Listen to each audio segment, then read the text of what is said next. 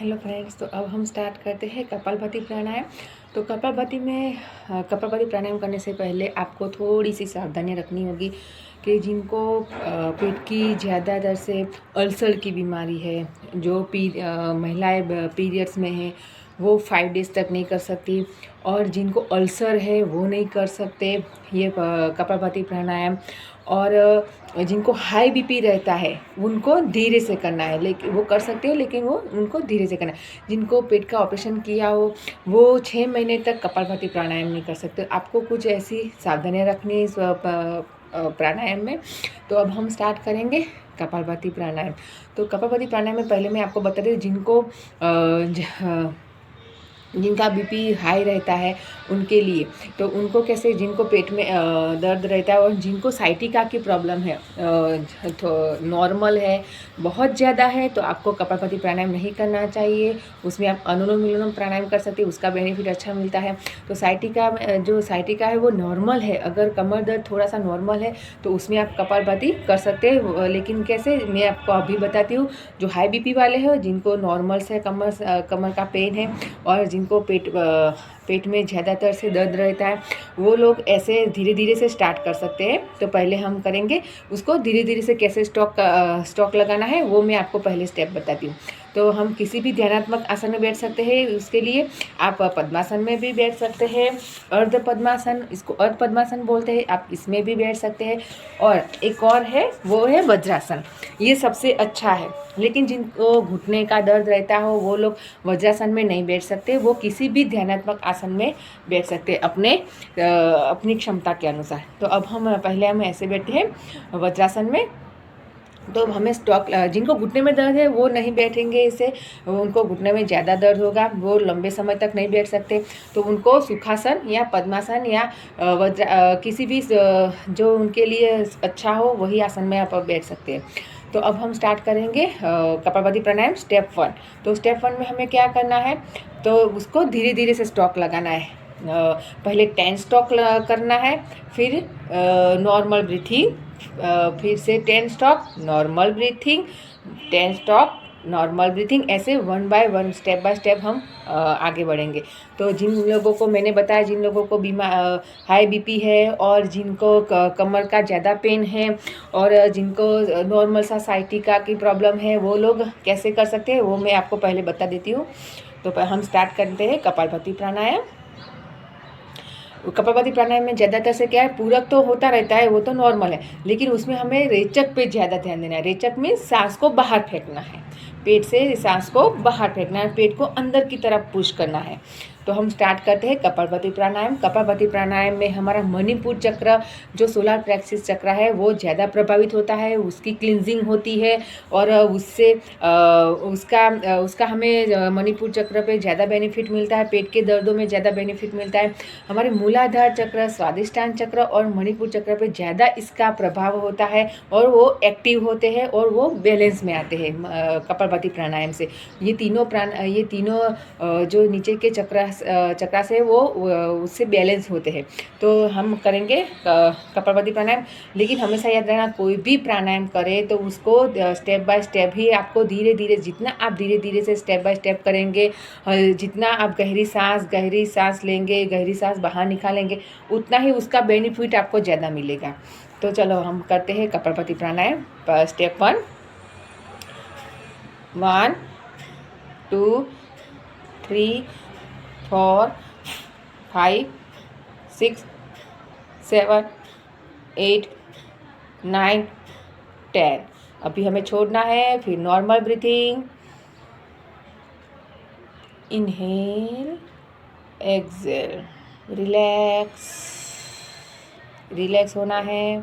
फिर से 10 स्टॉक लगाएंगे, 1 2 3 4 5 6 7 8 9 10।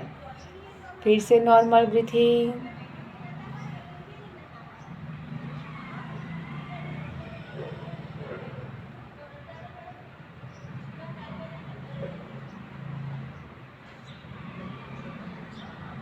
रिलैक्स।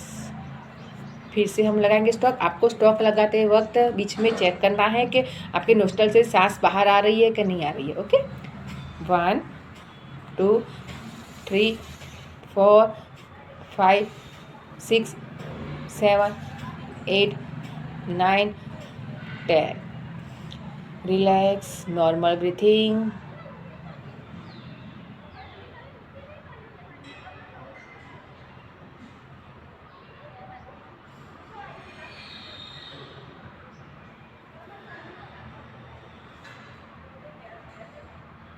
रिलैक्स। तो ये हमने 3 बार किया। 3 बार 10 स्टॉक लगाए तो 30 बार हुआ। ऐसे आप 60 आपको 60 टाइम करना है, 60 टाइम स्टॉक लगाना है ऐसे रिलैक्सेशन के साथ। और आपको ऐसे ऐसे इसको धीरे धीरे से बढ़ाना है। आपने 60 टाइम किया, फिर से नॉर्मल ब्रीथिंग, फिर थोड़ी देर रिलैक्स हो जाइए, फिर बाद में फिर से इसको आपको फिर से 16 स्टॉक लगाना है। इसे धीरे धीरे स्टेप बाय स्टेप आपको आगे बढ़ना है। जो लोग बीमार रहते हैं उन लोगों के लिए। अब जो लोग हेल्दी है वो लोग हेल्दी है उनके लिए मैं बताती हूँ। अब वो लोग फास्ट ऐसे कर सकते हैं जिनकी इम्यूनिटी अच्छी है, जिनको बॉडी में कोई पेन नहीं है, कमर में पेन नहीं है, पेट में पेन है, को बीपी भी नॉर्मल रहता है, जिनका लो बीपी है वो सब लोग अब इस जो मैं दूसरा जो आगे बढ़ते हैं हम दूसरा स्टेप में दिखाती हूँ। तो उसी अब कपालभाति को हम आगे बढ़ाते हैं। तो आपको यहाँ पे आपको क्या करना है, 1 मिनट में 60 स्टॉक लगाना है और 5 मिनट में इसके 300 स्टॉक लगते हैं ऐसे। तो 5 मिनट में 300 स्टॉक लगते हैं। ये दिन भर का बहुत सुबह आप करते हैं 5 मिनट और शाम को 5 मिनट। तो इससे आपके चक्रास, नीचे के चक्रास बैलेंस में रहते हैं। अगर आपको आपका बेली फिट बहुत ज़्यादा है, आपको बेली फिट कम करना है तो उस खास ध्यान रखिए, पॉइंट नोट कीजिए कि आपको बेली फिट कम करना है आपके। तो आपको क्या करना है, सुबह 20 मिनट और शाम को 20 मिनट कपालभाति करना है। इससे बहुत ही अच्छा फ़ायदा मिलेगा, आपका बेली फिट जल्दी से कम होगा। तो अब हम करेंगे कपालभाति प्राणायाम स्टेप 2। इसको आप 1 मिनट में हमें 60 स्टॉक लगाना है। मैं एक बार आपको करके दिखाती हूँ। वैसे आपको 5 मिनट में 300 स्टॉक लगाना है। एक बार में 60 स्टॉक लगाना है। अगर आप एक मिनट में आप 60 स्टॉक नहीं कर सकते तो आपको थोड़ा सा रुक के 30 करना है, फिर नॉर्मल ब्रीथिंग, फिर 30 करके नॉर्मल ब्रीथिंग, ऐसे करके भी आप आगे बढ़ सकते हैं। तो हम स्टार्ट करते हैं।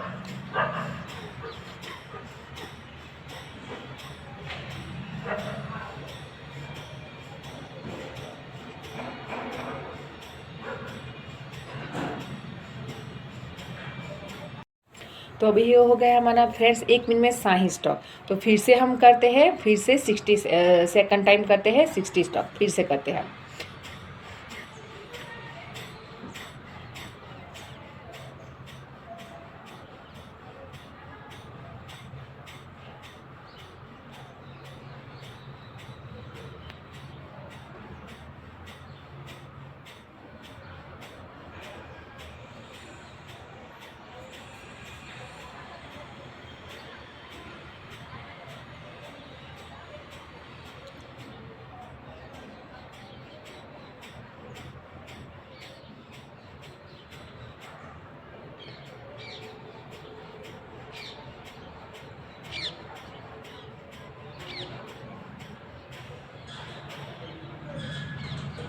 Relax, normal breathing.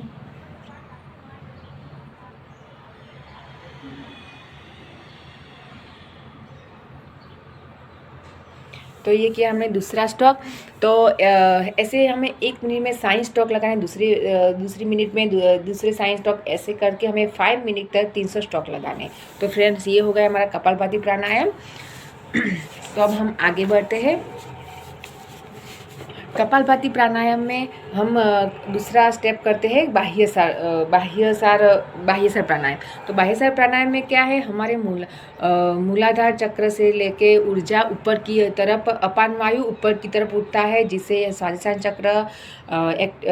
चक्र में इसका इफेक्ट पड़ता है, प्रभावित होता है। हमारा मणिपुर चक्र प्रभावित होता है इससे, और इसके वहाँ से ऊर्जा प्राणवायु ऊपर की ओर उठता है, ऊपर के चक्रों में वो ऊपर के चक्रों के ओर उठता है उनका प्राण का प्रवाह ऊपर की तरफ बहाव होता है। तो ये बहुत ही बेनिफिट है हमारे अंदर के मूलाधार चक्र को एक्टिव करना और उसको बैलेंस करने में। बाह्यसर प्राणायाम बहुत ही इफ़ेक्टिव प्राणायाम है। तो जिनको मूलाधार हमारे मूलाधार चक्र, स्वादिष्टान चक्र और मणिपुर चक्र को बैलेंस करना है, वो कपालभाति, उसके साथ बाह्यसर प्राणायाम, उसमें आंतर कुंभक और बाह्य कुंभक के साथ आप कर सकते हैं। तो मैं आपको बता दूँ उसमें क्या करना है। तो उसमें मूलाधार चक्र उसको हमें मूलाधार चक्र को प्राधान्य देना है, क्योंकि ये उसी मूल जब हम मूल बंद करते हैं तो वहीं पे उसका इफेक्ट ज़्यादा पड़ता है और वो मूलाधार चक्र हमारा एक्टिव होता है और उसकी ऊर्जा ऊपर की तरफ उठने में मदद मिलती है। तो वो सुषुम्ना नाड़ी से अपान वायु का प्रवाह होता है, वो ऊपर उठ के प्राण वायु से मिलता है और प्राण वायु हमारे ऊपर की ओर सहस्रार चक्र तक पहुंचता है। तो हम पहले करेंगे। आपको क्या करना है, ये जब आप बाह्यसार में आंतर कुंभक या बाह्य कुंभक, उस दोनों में से आप कुछ भी कोई भी कर सकते हो, उन दोनों में उसको बेनिफिट मिलेगा। तो आपको क्या करना है, उस वक्त मूलाधार चक्र पे आपका ध्यान रखना है उस वक्त।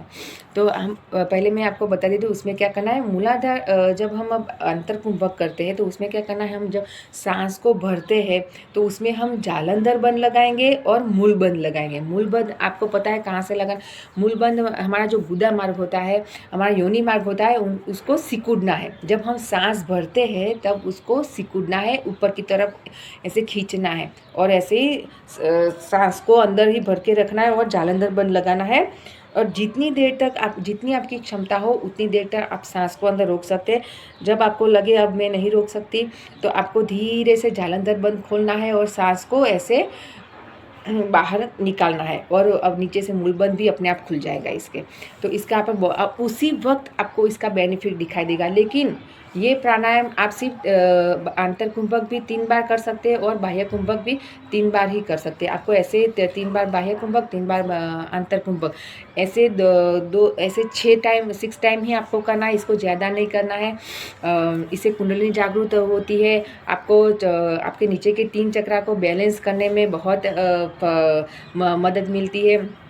आपको इसको कपालभाति के साथ हर रोज़ इसको 3 टाइम आपको अंतर कुंभक और 3 टाइम बाह्य कुंभक करना चाहिए, जिससे नीचे के 3 चक्रा एक्टिव होते हैं, उनकी क्लींजिंग होती है। और मैं आपको एक बात बताना भूल गई कि जब भी आप कपालभाति प्राणायाम करें तो खास आप अगर धूप में बैठे हैं तो वो सोलार प्लेक्स हमारा मणिपुर चक्र को ज़्यादा प्रभावित करता है। तो हमारा जो सूर्य का तेज है वो नाभि पे पड़ता है और नाभि पे पड़ता है और हम जब वो कपालभाति प्राणायाम करते हैं और हम नाभि चक्र पे उसका ध्यान करके हम कपालभाति प्राणायाम करते हैं, उससे आपको बहुत ही बेनिफिट मिलेगा। आपकी ऑरा भी क्लींजिंग हो जाएगी, आपका मणिपुर चक्र भी एक्टिव हो जाएगा और आपकी लाइफ में एबंडेंस भी आएगी। तो फ्रेंड्स, ये मैंने आपको एक बीच में टिप दे दी, तो आप ये करना ज़रूर, आपको इसका बेनिफिट भी मिलेगा। तो अब हम करेंगे आंतर कुंभक। तो मैंने इस अंतर कुंभक करने के लिए आपको क्या करना है, एक सिद्ध योनि, इसको बोलते हैं सिद्ध योनि आसन और इसको सिद्धासन बोलते हैं। तो इसमें क्या होता है, हमें ऐसे दोनों पैरों को ऐसे रखना है। इससे क्या होता है हमारे मूलाधार प्रदेश पे इसका प्रभाव पड़ता है, दबाव पड़ता है, तो वो अपने आप ही मूल बंद हो जाता है। तो आपको अगर आप बैठ सकते हैं तो आप ऐसे ही बैठना, नहीं बैठ सकते तो आप पद्मासन में भी बैठ सकते हैं, किसी भी ध्यानात्मक आसन में बैठ सकते हैं। लेकिन इस आसन में बैठने से, सिद्धासन में बैठने से आपके मूलाधार और स्वादिष्टान चक्र पे बहुत ही असर पड़ता है और वो बैलेंस में आते हैं। इस आसन में थोड़ी देर, अगर आप कोई भी मेडिटेशन कर रहे हो लेकिन आप अगर इस आसन में बैठेंगे थोड़ा सा 15 मिनट या 10 मिनट, तो इससे आपके दोनों नीचे के चक्रास बैलेंस में आते हैं, उनको बैलेंस करता है ये आसन। तो अब हम करेंगे आंतर कुंभक। हमें सांस लेना है, सांस लेके मूल बंद करना है, फिर लास्ट में अंदर सांस को रोक के जालंधर बंद लगाना है।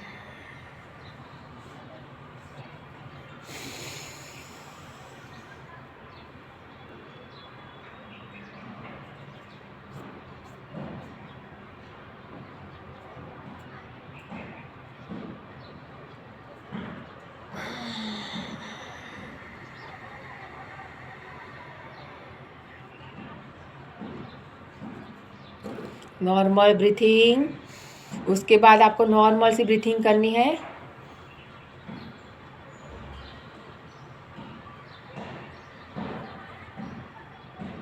ये होगा हमारा अंतर कुंभक। तो फ्रेंड्स, ये जब आप करेंगे उसी वक्त आपको इसका इफेक्ट दिखाई देगा, आपको उसी वक्त फील होगा ये प्राणायाम अंदर से। तो अब दूसरा है हमारा बाह्य कुंभक। तो इसको क्या इसमें कहना है, वही करना है, हमें सांस भरना है और सांस बाह्य कुंभक में क्या करना है, हमें पहले हमने सांस अंदर रोक रखी थी, अब क्या करना है, सांस को अंदर भर के उतनी ही सांस बाहर निकाल के जालंधर बंद लगाना है और मूल बंद लगाना है। तो सांस को बाहर निकाल के, पहले हमने सांस अंदर भर के किया था, अब सांस को बाहर निकाल के करेंगे 3 टाइम। तो इसमें भी वही फायदा है जो मैंने आपके पहले बताया था। तो अब हम करेंगे फिर से, पहले मूल बंद, सांस को भर के मूल बंद करना है, सांस को बाहर निकालते मूलाधार प्रदेश को ऊपर की ओर खींचना है, ऊपर की जितना हो सके आपको वहीं से ऊपर खींचना है उसको, और जालंधर बंद लगाना है, सांस को बाहर निकाले जालंधर बंद लगाना है। तो हम करते हैं फ्रेंड्स बाह्य कुंभक।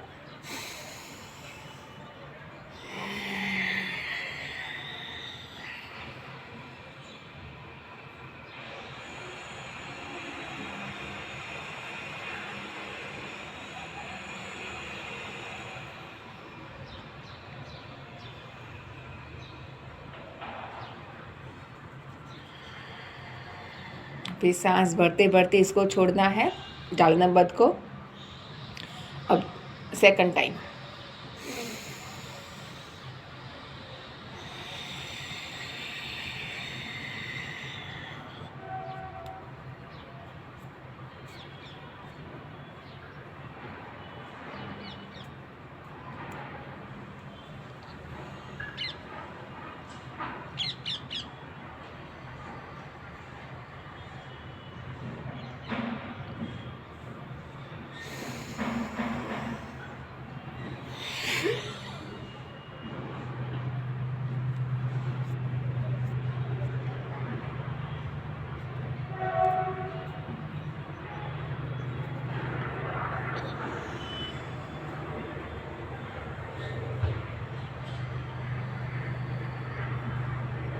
Normal breathing.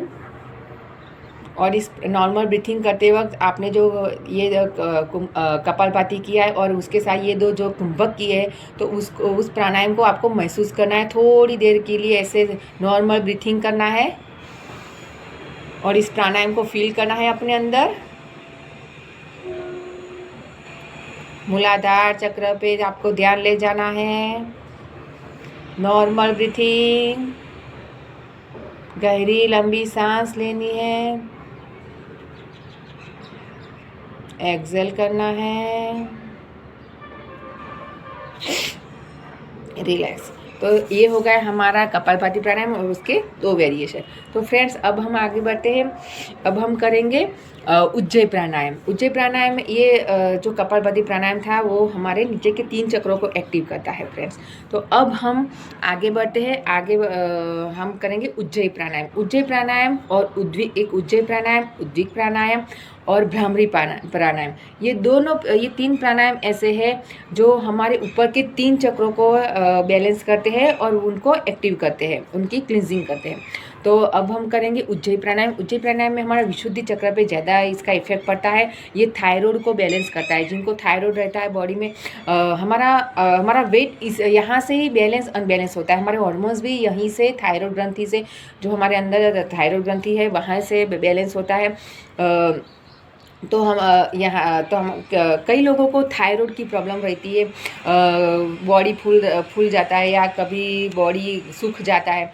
तो हमें उसको बैलेंस करने, थायराइड ग्रंथि को बैलेंस करने के लिए भ्रामरी प्राणायाम, उद्गीत प्राणायाम, उज्जयी प्राणायाम।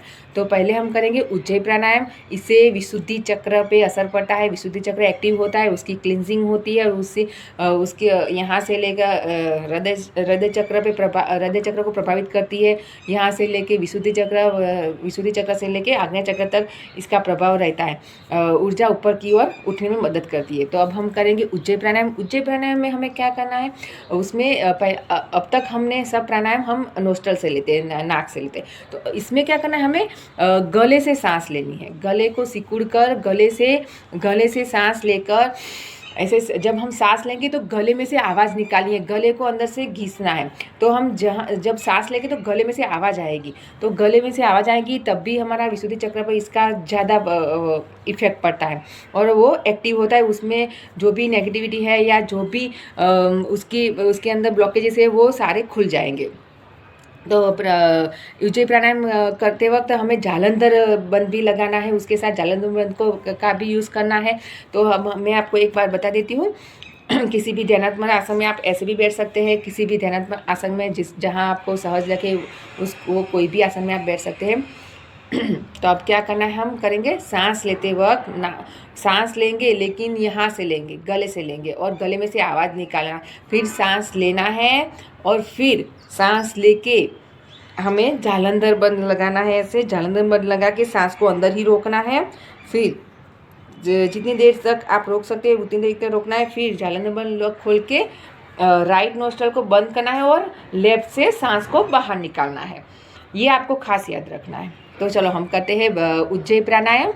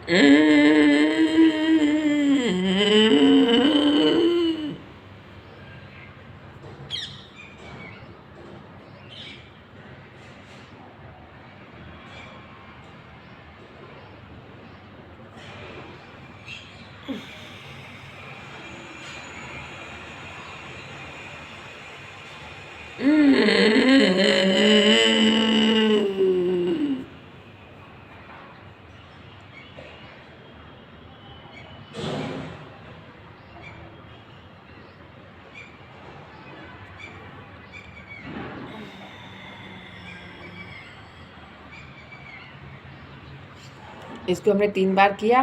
फिर बीच में आपको नॉर्मल ब्रीथिंग करनी है।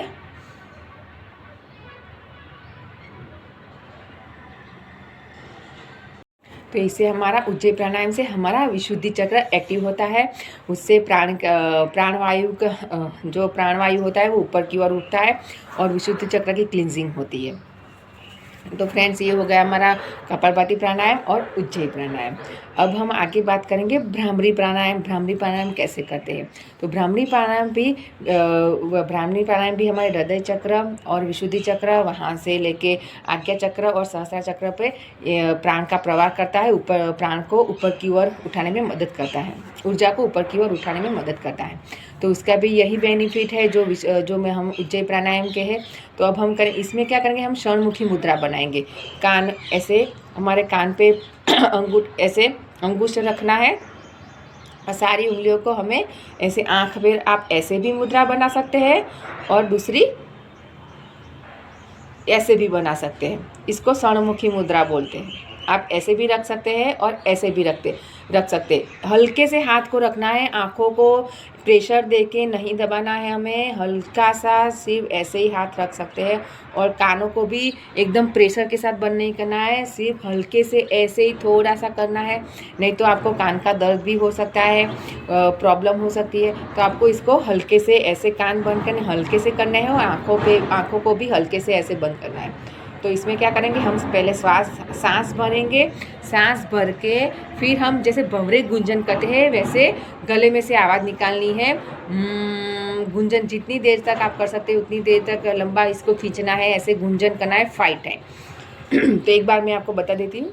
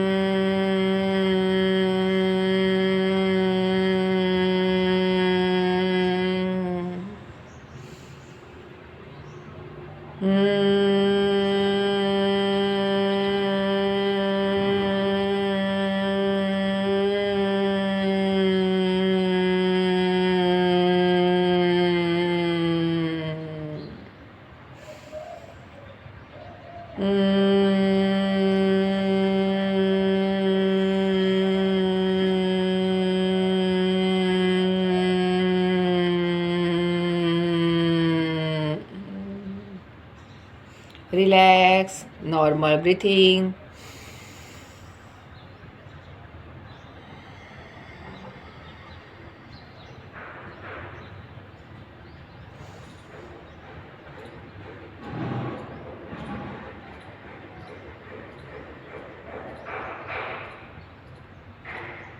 दोनों हाथों को रगड़ के